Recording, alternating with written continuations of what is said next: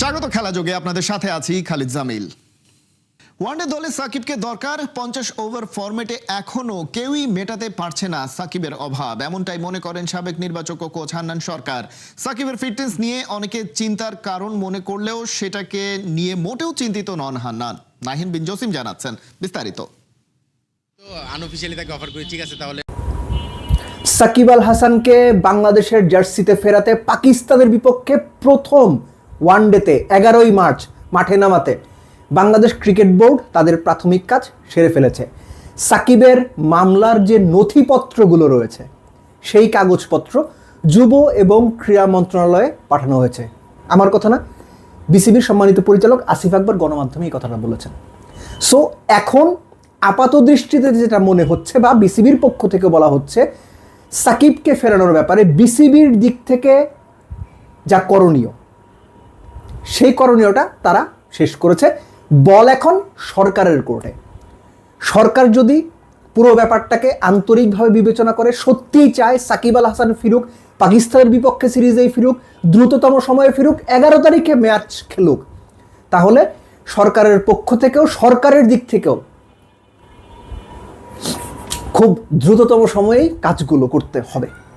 তো যেটা বিভিন্ন গণমাধ্যমের খবরে এসেছে বা যেটা বলা হচ্ছে যে সাকিবের নথিপত্রগুলো মন্ত্রণালয়ের মাধ্যমে সচিবের কাছে পাঠানো হবে, তারপর আইনি প্রক্রিয়ায় সেগুলো কি হবে সেটা পরবর্তীতে দেখার জন্য আমাদের অপেক্ষা করতে হবে। একটা ব্যাপার এখানে খুব সিগনিফিকেন্ট যে সরকারের পক্ষ থেকেই বলা হয়েছে যে 5ই অগস্টের পরে যে মামলাগুলো হয়েছে সেই মামলাগুলো বিভিন্ন ইস্যুতে পুনর্বিবেচনার একটা সুযোগ রয়েছে বা পুনর্বিবেচনা করা হতে পারে।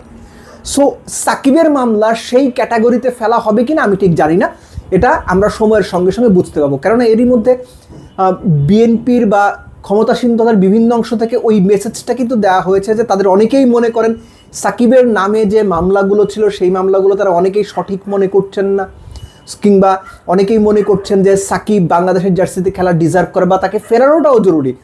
সো সরকারের দিক থেকে যখন এই ভাইবটা দেওয়া হয় তখন বাংলাদেশ ক্রিকেট বোর্ডও আরও বেশি পজিটিভ ফিল করে এবং সেই পজিটিভ ফিলটাই তারা কাগজপত্র, এর আগে একটা আলোচনাতে আমি বলেছিলাম যে রবিবার সোমবার নাগাদ তারা সেটা মন্ত্রণালয়ে পাঠিয়ে দেবেন।